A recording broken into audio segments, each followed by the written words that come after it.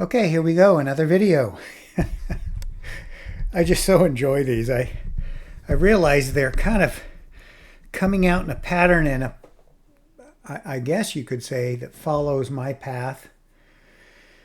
I'm doing them all the same. I'm trying to keep them at 15 minutes, and they're each have been very similar in that here's these quotes from the Swamis, the great books, the scriptures of Hinduism, Buddhism that I so enjoy. But I'm not trying to interpret it the way some scholar would. It's just how they affected me. And as such, maybe you'll get something out of them. Maybe you'll enjoy them in the same way. I can tell you that as I'm not trying to market them or put them out there, those few people that have seen them have enjoyed them. And everybody gets something different out of it. I think that's really, really cool. So this one is going to be called the Gita, the Bhagavad Gita, which is basically the Bible of Hinduism, maybe Buddhism too, of India.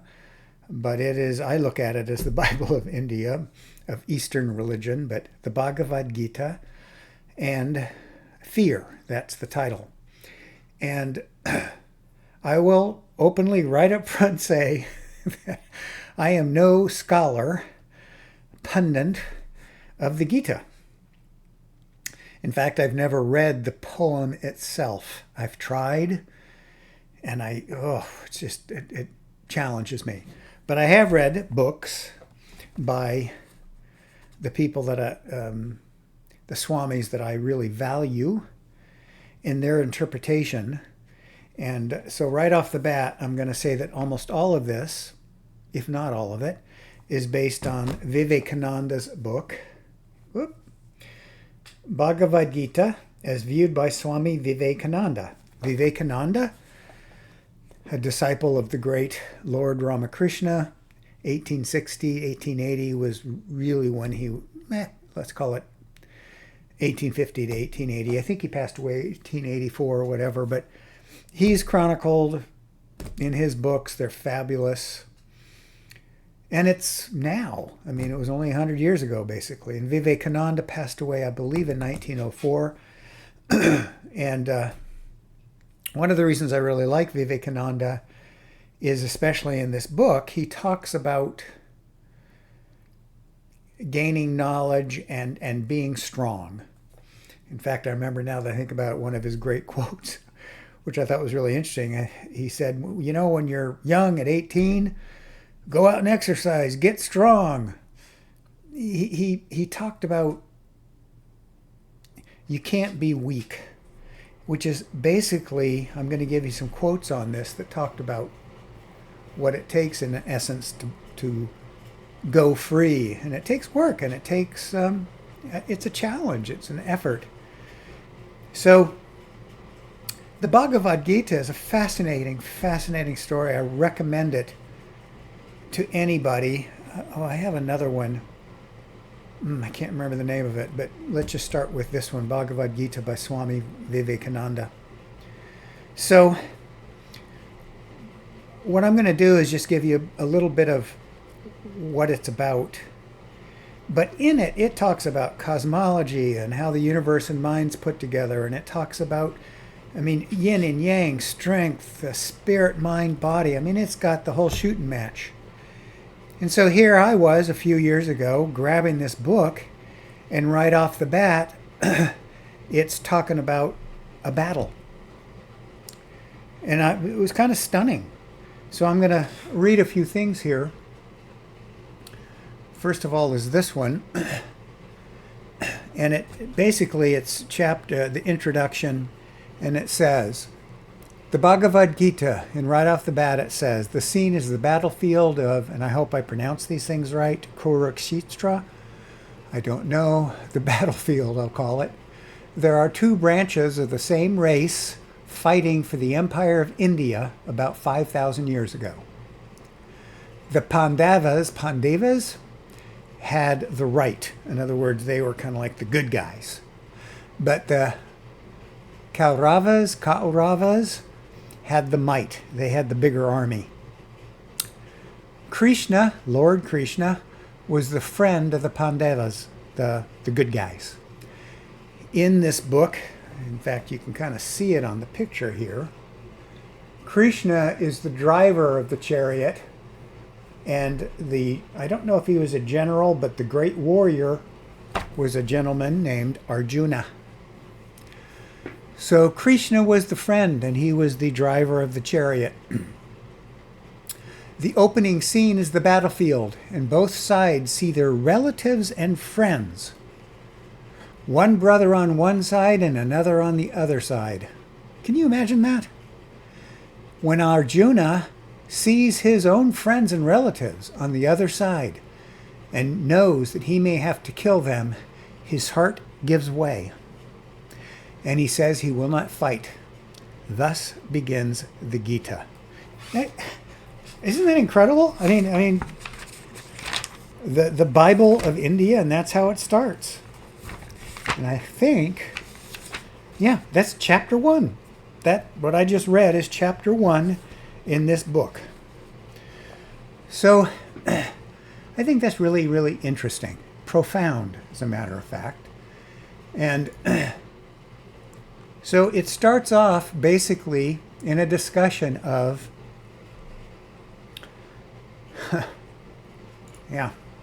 of Arjuna going into fear. And his fear is demonstrated by pity. And these poor people, and I can't do it. And if I remember correctly, it's kind of like the justifications of, I need to love and care for everybody. And I think we've all heard this, how one can be strong, but then fearful, and that these are harmonic. From strength it goes to fear, and that these wavelengths, we wherever we are, we can justify. We can justify the fear.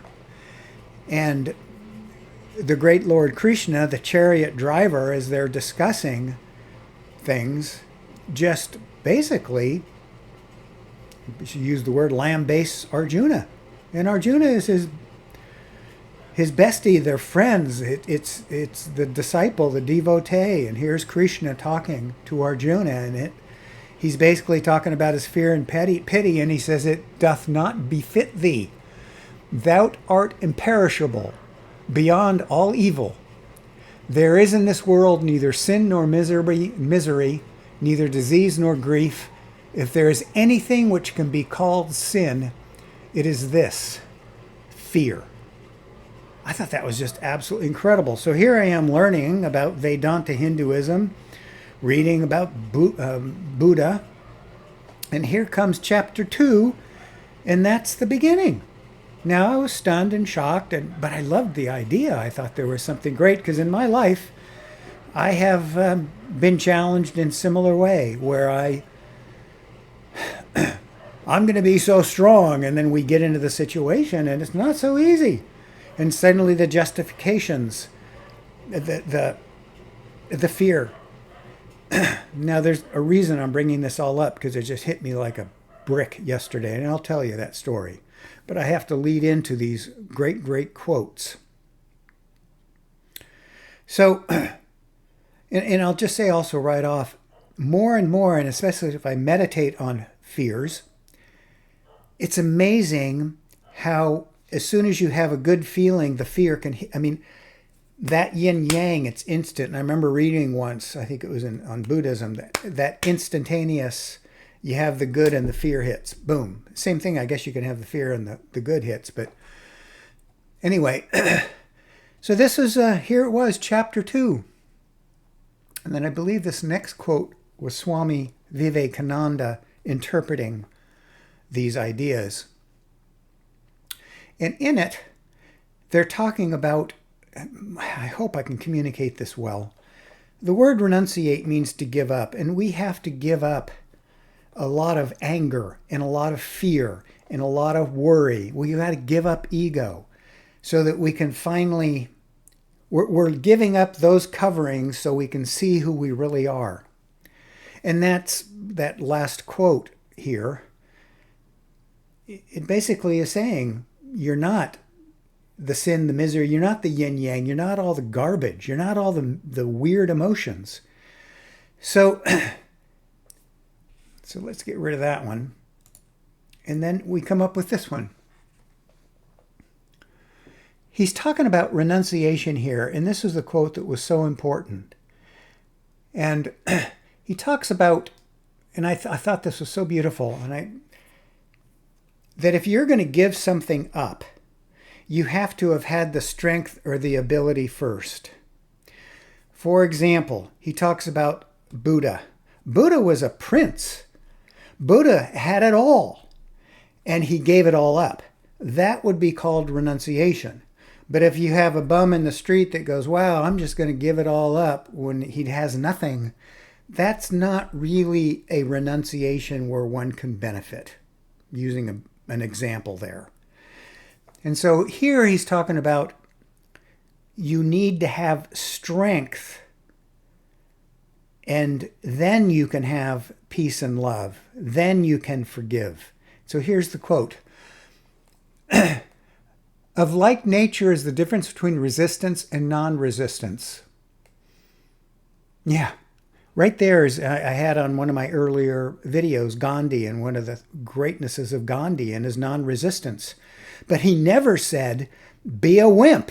He said, you need to fight and stand up against evil and injustice. It's one of the greatest quotes in my earlier ones. I wonder if it's here. But anyway, so this is interesting.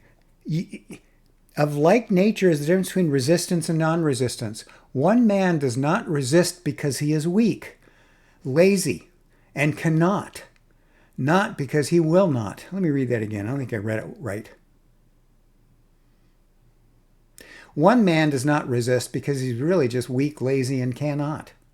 Not because he will not.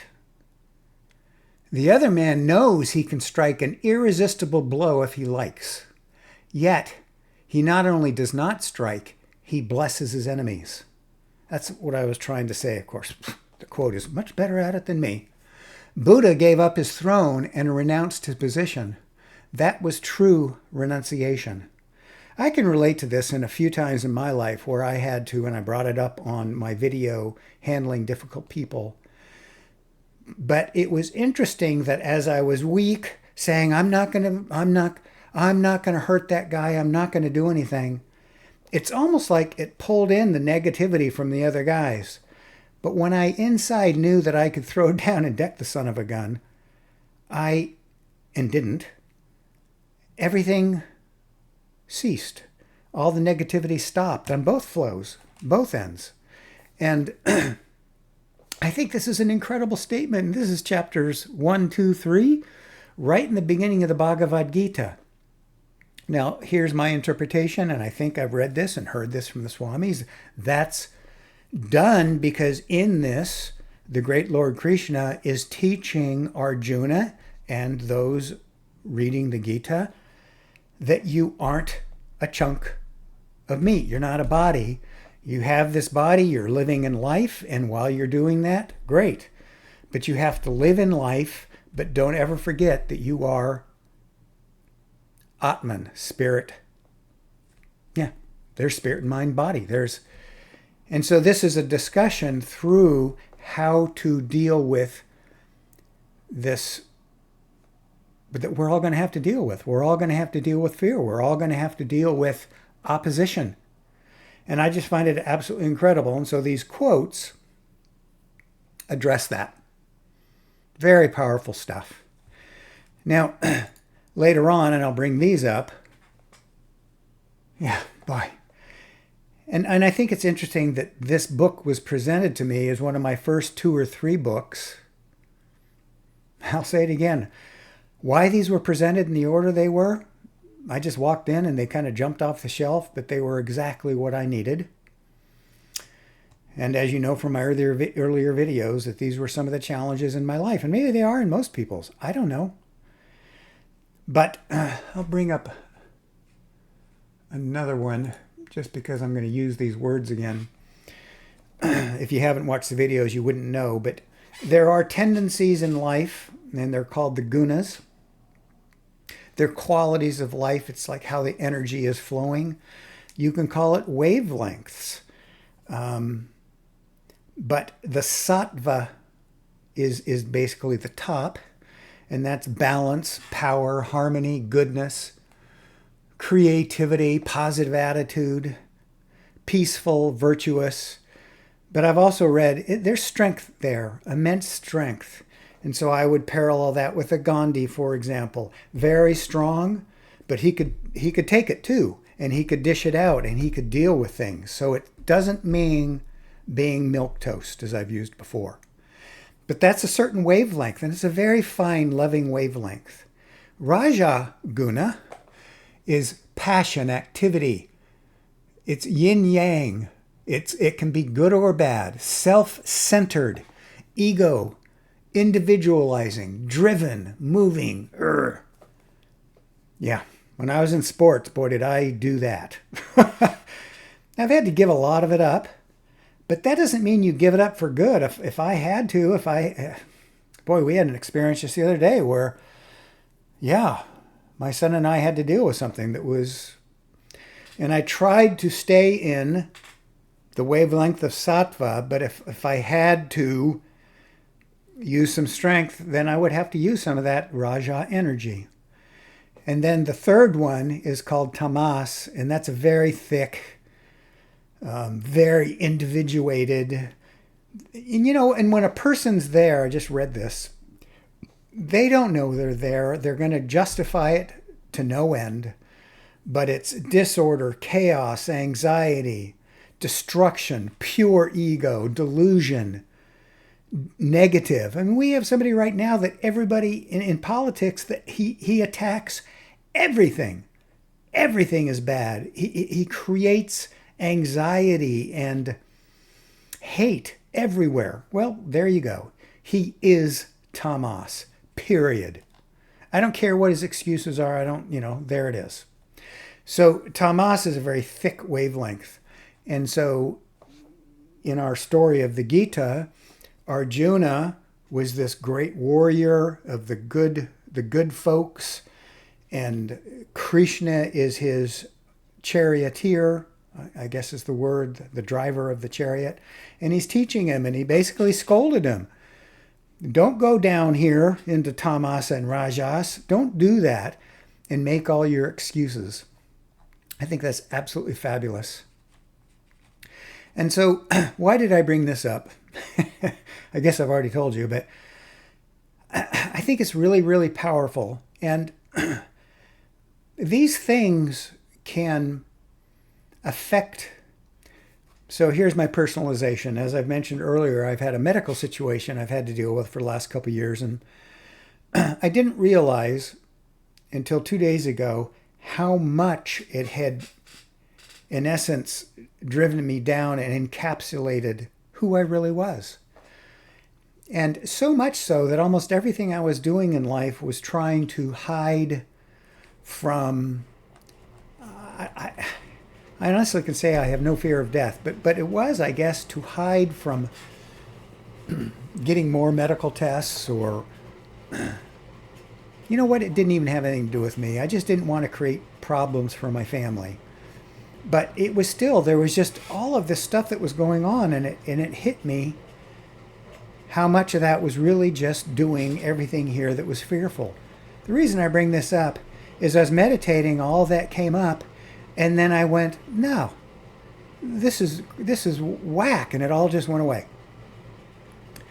And I saw the power of fear and the power of dropping into that negativity and how it was affecting me and others, and how quickly it can all go if you see it.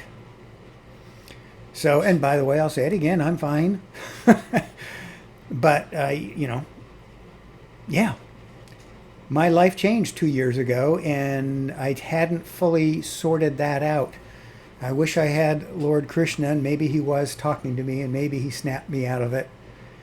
But very powerful stuff. I've had a few times in my life that were just as powerful. I think a lot of people can relate if they had to stand up and speak against a superior in your job. I mean, here you are, maybe you're making good money, you're paying for your mortgage and feeding your kids, and now you've got to say, I don't agree. I'll go back to Gandhi, where he says love and truth. That's the answer. That doesn't mean you should stand up and speak the truth in a way that gets you fired. Maybe use some diplomacy or whatever. Maybe map out a plan. But I believe in love and truth. And I know that the times in the past, I always felt better when I stood up and, come what may, spoke the truth. And I've had a few major changes in my life where I had to do that. And it always worked out. I have a couple friends that would say, I knew it would work out, and it was the most difficult thing I ever did, but they knew God would take care of them. Fantastic. And you know what? It always sorts out in a positive. Just keep living in a positive, moral, ethical way, helping others, and it does. That's what I believe. But this is different. This is handling difficult people, as the other video. This is dealing with challenges, and I guess I'm also bringing this up is what I realized a couple days ago, and what drove this video was how, as much as we've been working on our growth, we can have certain things hit us in life and create a world of justification and excuses. And I'll say again, even with some of my other videos, if we just continue to meditate and practice the four immeasurables, or another way to put it is meditating on truth, love, God, meditating on sattva, all of those, every one of those words you can meditate on, and the garbage, the fears, there it was. I was meditating this morning, and it's just like all these fears just started to go. Some of them are really wild, things that you haven't seen in 30, 40 years, and they just dissolve away. And very powerful stuff. So I don't know if I'll tell you any more stories. Okay. Yeah. I think that's good enough. So if you want to learn about the Gita, there's your book, the Bhagavad Gita. Vivekananda is the greatest. Just fabulous. I think that's about all I really had to say on this. We'll just leave it at that, and I hope, I hope everybody benefits on this one. Thanks.